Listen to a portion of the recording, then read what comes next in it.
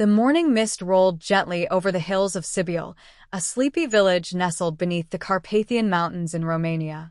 Cobblestone paths twisted between stone cottages, each one whispering stories of generations past. In the midst of it all stood the Popescu home, a weathered farmhouse with red-tiled roofs, ivy creeping up its sides, and a mysterious door that had never once been opened. Anna Popescu was 17 years old, with sharp brown eyes and a quiet way of noticing things that others missed.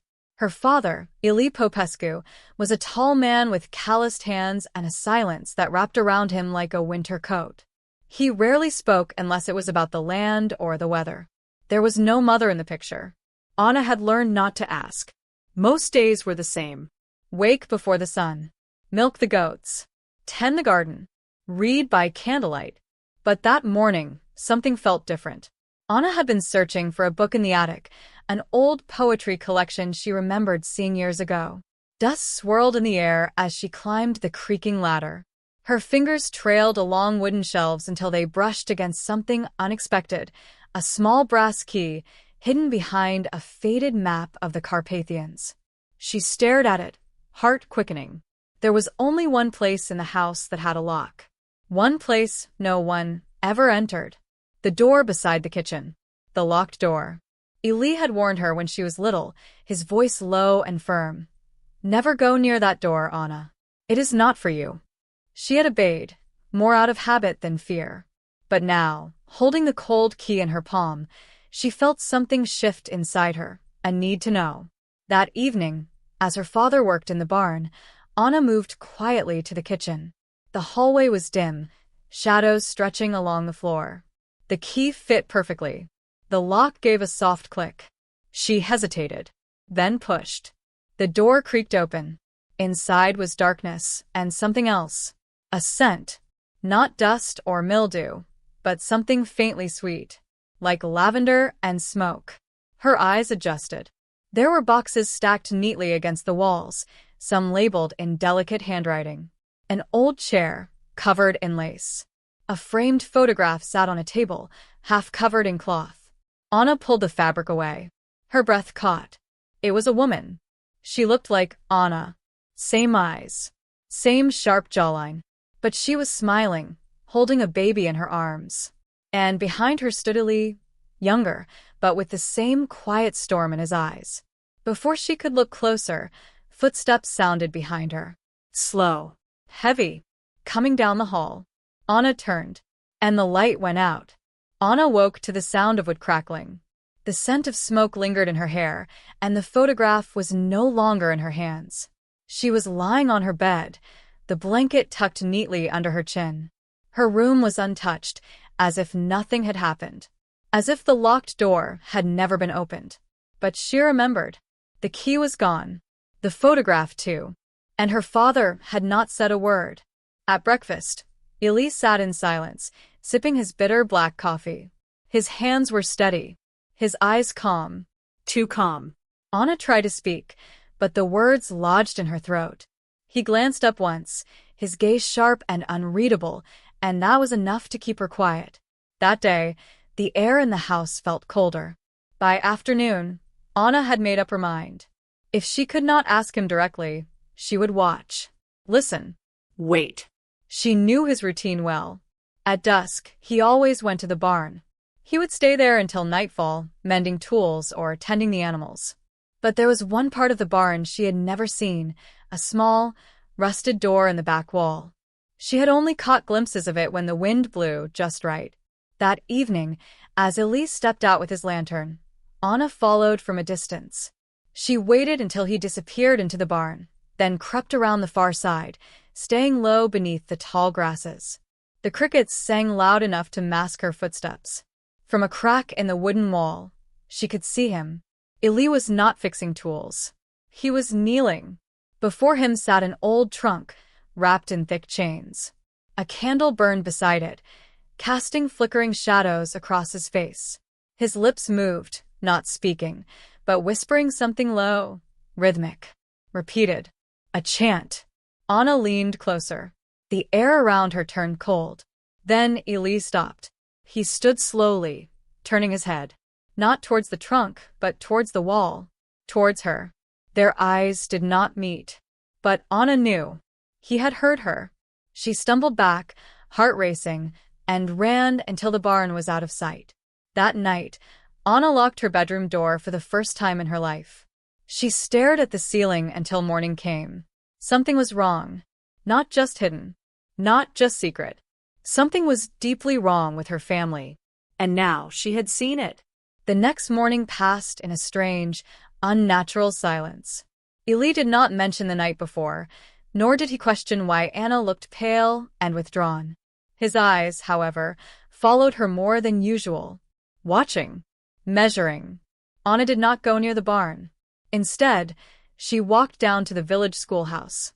It was a modest building made of stone and timber, its walls lined with shelves of forgotten books.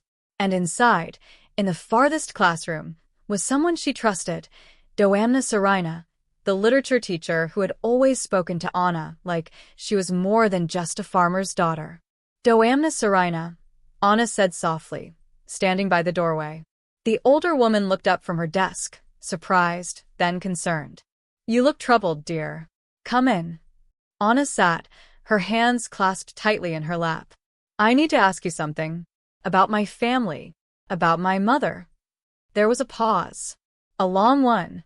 Sarina's eyes narrowed, gently, as if she had been waiting for this moment.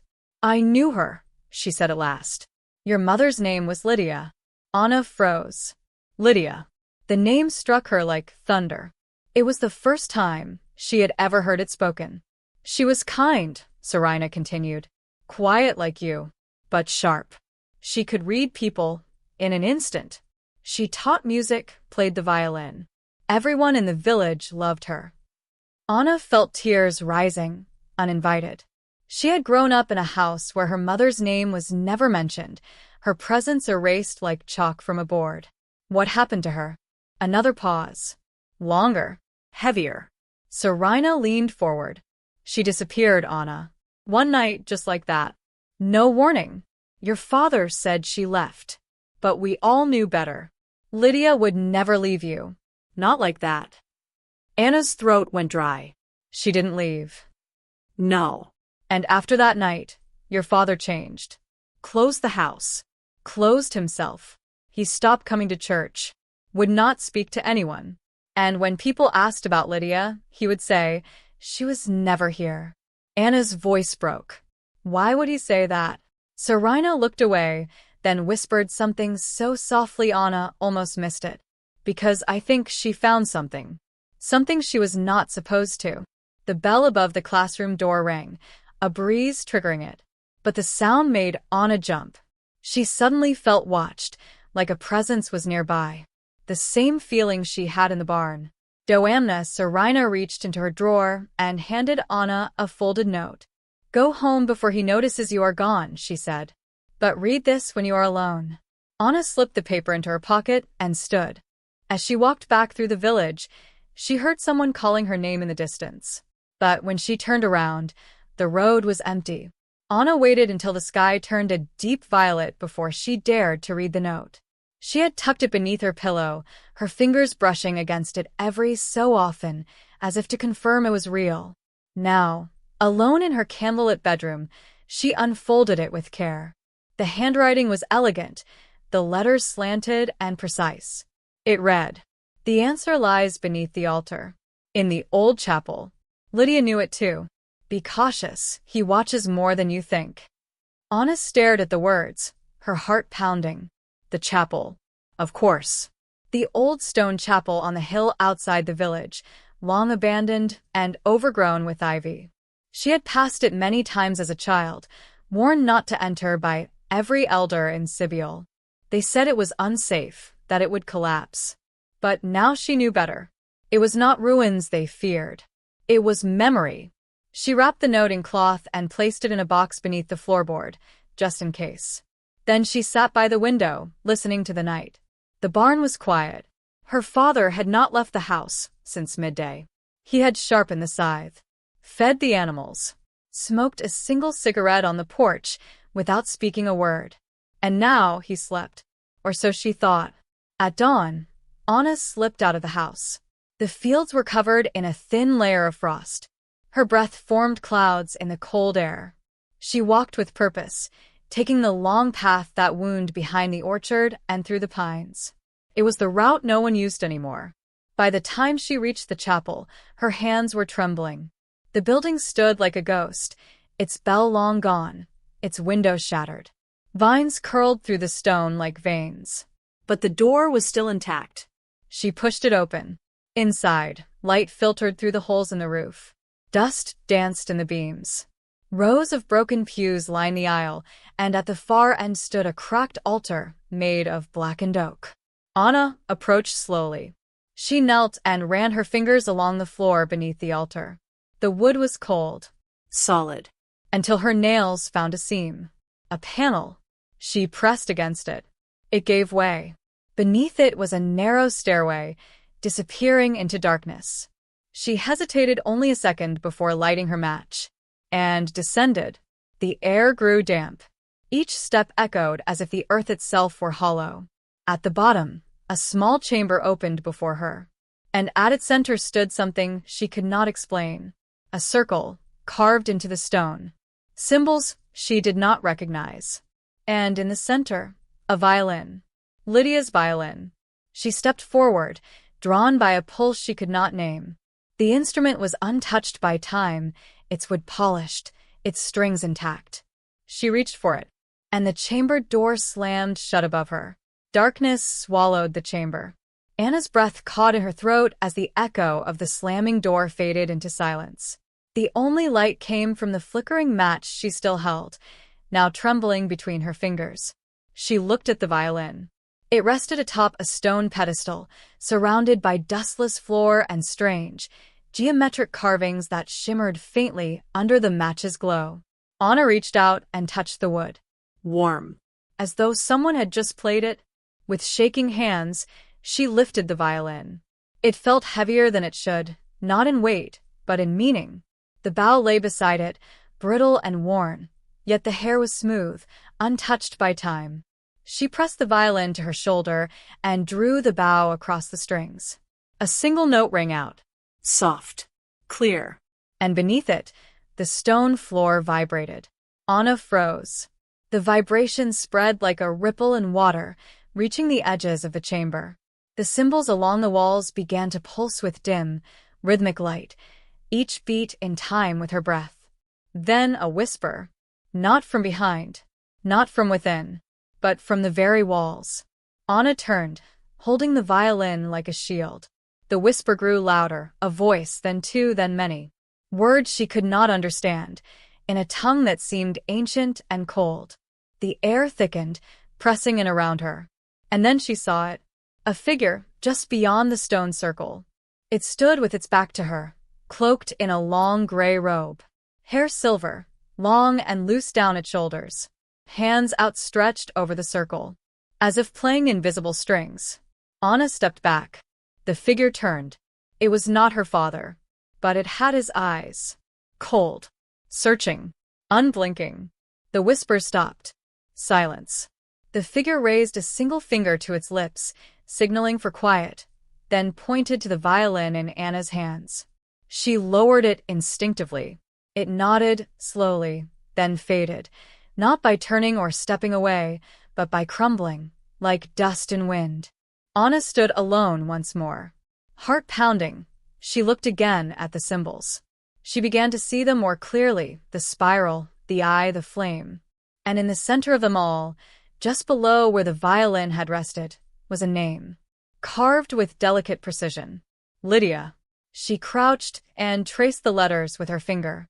A soft chime echoed through the chamber as she did, and from above, distant, muffled, came the sound of heavy footsteps. Someone was coming.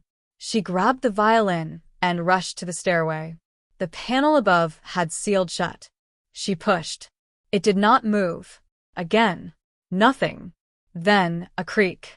The panel opened, just a crack. A sliver of daylight leaked in, and a shadow stood at the opening, tall and unmoving. Anna's blood turned cold. "I told you," said Elie's voice, low and rough. "That door was not for you." Elise stood in the narrow opening, his eyes fixed on Anna like a hunter finding prey in the undergrowth. His silhouette blocked the light, leaving only slanted beams casting across the dust and stone. For a moment, neither of them moved. Then, Anna did something unexpected. She raised the violin. Elise flinched. The slightest movement, but enough. Anna spoke, her voice steadier than she felt. "Why is her name carved here?" He said nothing. "You told me she left. Everyone said she vanished. But she was here, wasn't she?" Still silence. Anna stepped forward, holding the instrument tightly. "She played this violin. She found this room, just like I did. So tell me the truth." Elise's jaw clenched. He stepped into the chamber, letting the panel fall closed behind him with a dull thud. The room darkened, and the air turned heavier. "She found the circle," he said finally. "She was not supposed to. It is not for the living." "What is it?" Elise looked down at the markings beneath their feet, then at the violin in her hands. "It is a threshold. Between this world and the one beneath. The music opens it." Anna's heart thudded in her ears. "You killed her." No. His answer was quick. Firm. "She crossed over." Anna stared, stunned. "Crossed over, how?" Elise stepped closer to the pedestal, touching the carved name with trembling fingers. She believed she could bring something back. A song, a truth, a voice. She said there was knowledge on the other side, wisdom hidden from us. But once she played the final passage, she changed. He turned to face Anna, eyes full of something raw. Not anger. Grief. She stopped sleeping, stopped speaking. And then, one night, she stood at the edge of our bed, looked at me, and said, "The door will open again. Our daughter will follow the sound." Then she walked out. I found her violin lying in the chapel the next day. But she was gone. Anna's chest tightened. "She meant for me to come here. She meant to warn you," Elise said, voice rising. "But I could not stop you. You have her blood." He gestured to the violin. "You heard it, did you not? The voice beneath the stone. It is not your mother. It is not human. It only wears her shape." Anna's hands trembled, but she kept her grip on the instrument. "Then why keep this place secret?" Elise exhaled. "Because the threshold does not close once opened." At that moment, a chill rippled through the floor. The symbols on the walls flared softly, pulsing in a slow, steady rhythm, like a heartbeat. Then came a sound. Low. Melodic. A single note, played by no hand. The violin strings vibrated in Anna's grip. Elise turned sharply. "They have found you." The chamber began to tremble. Dust fell from the ceiling. From beyond the sealed stone, something stirred. Elise grabbed Anna's shoulders. "You must leave now. Burn the violin. Seal the altar. Never return here again." But Anna stared at the glowing circle and whispered, "What if she's still in there?" Elise's face fell. No, Anna. "That is not your mother." The chamber shook harder. Cracks split through the floor. And from the circle, a faint figure began to rise. Its voice, soft and sweet, spoke one word. "Anna." The figure rising from the circle shimmered like smoke caught in moonlight, its shape uncertain, flickering at the edges. Yet the voice was clear. Too clear. "Anna." It was her mother's voice. Gentle. Familiar. But something was wrong. The tone was too perfect. Every syllable too smooth, too precise, like a recording played through glass. No cracks. No breath. Elise stepped in front of Anna, his arms out as if to shield her. "Don't listen." The figure smiled. It was Lydia's smile. The same curve of the lips, the same tilt of the head. And yet, Anna could not feel warmth from it. Only cold. "I've waited so long," it said, drifting closer, hovering just above the glowing circle. Anna's hand tightened on the violin. The bow trembled slightly. Her knees felt weak. "Is it really her?" she asked, her voice barely more than a breath. Elise shook his head. No. "It remembers her. It remembers everyone who's crossed." The figure's eyes sparkled like wet stone. "Don't you want to know the truth, Anna? Why the whispers follow you? Why you dream of fire and strings. It stepped beyond the edge of the circle. Eli raised his voice. You cannot pass the boundary. The figure paused, then smiled wider. I already have. The air snapped. A sound like stretched wires breaking echoed through the chamber. The stone beneath Anna's feet cracked in a perfect spiral. The symbols began to distort, glowing brighter, flickering out of rhythm. Anna stumbled backwards, nearly dropping the violin.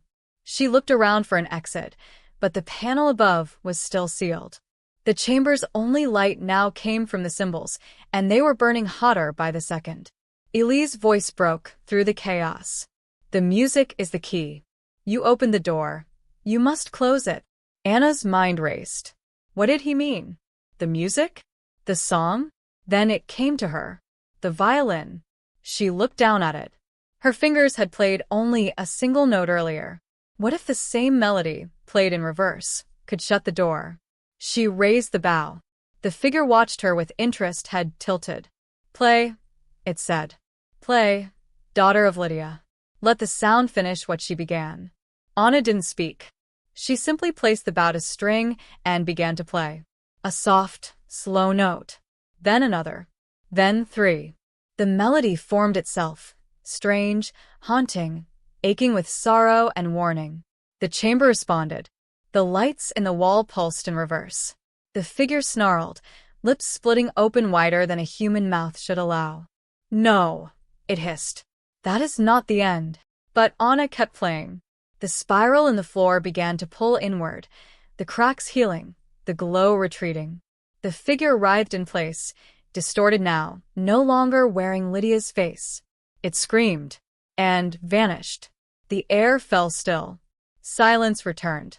Then, gently, the panel above opened with a soft creak. Eli climbed the steps and turned. He did not speak. He only offered Anna his hand. She took it, and, together, they left the chamber behind. But Anna knew. The song was not over. It was only paused. The walk back to the house was silent. Morning mist clung to the ground, weaving between the trees like cautious spirits. Eli walked ahead, slower than usual. His back hunched not from age, but from weight, a burden carried too long. Anna held the violin close to her chest, wrapped in her coat. It no longer pulsed. It no longer hummed, but it felt waiting. At the edge of the orchard, Eli stopped. I buried her here, he said without turning around. Anna's breath caught. He pointed to a small patch of wildflowers. The earth was soft, disturbed, though not fresh. A place not tended, but remembered. No stone. No marker. I thought if I pretended she wasn't gone, maybe the memory wouldn't bite so hard. Anna knelt beside the flowers. She didn't want to leave. I know, Eli whispered. They said nothing more. By afternoon, Eli returned to the barn. Not to hide, not to chant, but to dismantle what had once been built. Chains were taken down. Symbols painted over. The rusted trunk was burned. And Anna? She returned to the chapel. Not to play, but to listen. For hours she sat in the broken pews, the violin resting beside her. Birds called from the rafters. Wind passed through the cracks in the stone. But no whispers came. No figures rose. The circle had gone dark. Yet something remained. She began walking the forest paths her mother once followed. The ones between Sibyl and the mountain trails, where wild thyme grew and no one else dared to tread. The villagers started watching her again, not with suspicion, but with distance. They saw the violin. They saw the quiet in her eyes. They did not speak her name aloud. One evening, as the sun dipped behind the Carpathian hills, Anna stood beneath a beech tree her mother once loved.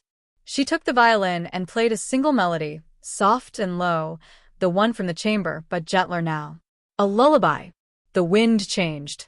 And, from somewhere deep in the forest, a response. One note. Not threatening. Not angry. Just present. Anna lowered the bow. Something still lingered between the worlds. Not evil. Not good. Just old. Just listening. She whispered into the wind. I remember her.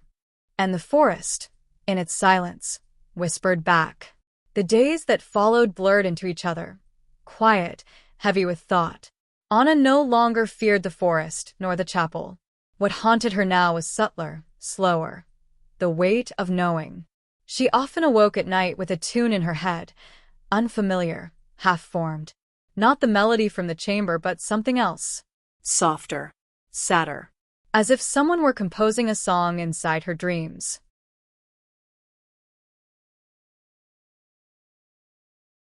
One morning, Anna stood before the mirror, brushing her hair, when she noticed something.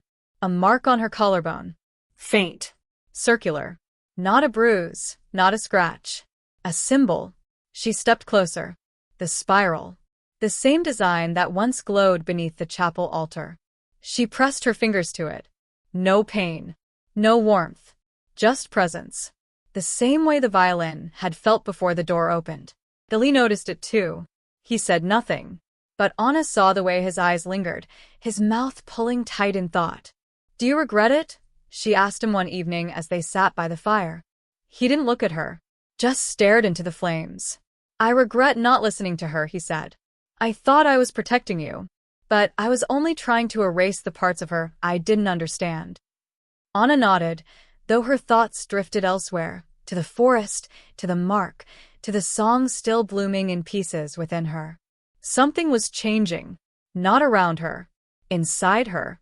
That night, she took the violin and walked alone into the forest. The moon was high. The trees shimmered silver. Every shadow seemed to breathe. At the center of the woods stood a stone, tall, narrow, covered in moss. She had never seen it before, yet it felt placed, ancient, waiting. Anna stood before it and played. Not the old melody, not the one from the chapel, but a new one she did not know she knew. As the notes spilled into the air, the stone began to glow, faintly, from within. Symbols surfaced across its face, matching the mark beneath her skin. Then, the voices returned. Not like before. No whispers in the dark, no illusions of her mother's face. These were different. Soft harmonies. Wordless. Layered. Like a choir breathing. She kept playing, and felt something unfurl within her, like a curtain lifting to reveal a vast stage beyond what she had ever imagined. A feeling not of fear, but of belonging. When the song ended, the forest was still. The stone faded. And Anna, now silent, lowered the violin. In the quiet, she heard a breath, not her own. A voice from behind. "You've inherited more than her music." She turned, but no one was there. Only trees. And the sound of leaves shifting, as though bowing to something they could no longer see. The forest no longer hid from Anna. It moved around her, breathed with her. She no longer followed its paths. She walked through them, guided by instinct alone. Each step brought her closer to something she could not name, but felt within her bones. The mark on her skin had deepened, not in color, but in meaning. She understood it now. Not a curse. A key. She had been born with one half of it, and the other half had lived inside her mother. The music had only awakened what was already there. She began keeping a journal. Not of words, but of symbols. The ones from the chamber. The stone. The dreams. They no longer frightened her. They whispered. In time, she learned to respond. Through melody. Through thought. Through stillness. Ili watched in silence. His grief no longer pressed between them, but lived beside them. Understood now, shared. "I don't know what you've become," he said one evening, "but you are no longer only my daughter." Anna nodded. "I don't think I ever was." On the night of the winter solstice, Anna returned to the chapel. She brought no candles, no bow, no fear. The altar stood untouched. The panel beneath it had sealed itself once more. But the chamber was not her destination. She climbed to the roof. There, beneath a sky of black and blue, she played. The strings sang without effort, as if the air itself had memorized the melody.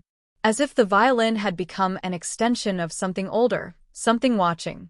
The trees below shimmered. And from the far edge of the forest, a figure emerged. Not cloaked, not shifting. Her. Lydia. Not as a ghost, not as a shadow, but as a woman, eyes like Anna's, expression calm. She did not speak. She only listened. And Anna played. Every note she had learned, every feeling she had buried, every secret the spiral had shown her. It was not a lullaby. It was a release. When the last note faded, Anna opened her eyes. The roof was empty, but the forest stood still in honor. She descended without rush, without fear. And when she stepped beyond the chapel walls, she did not look back. The village remained distant, the fields unchanged, the wind steady. But Anna? Anna was different now. She had inherited not a violin, not a melody, But a door. and she had chosen to leave it closed.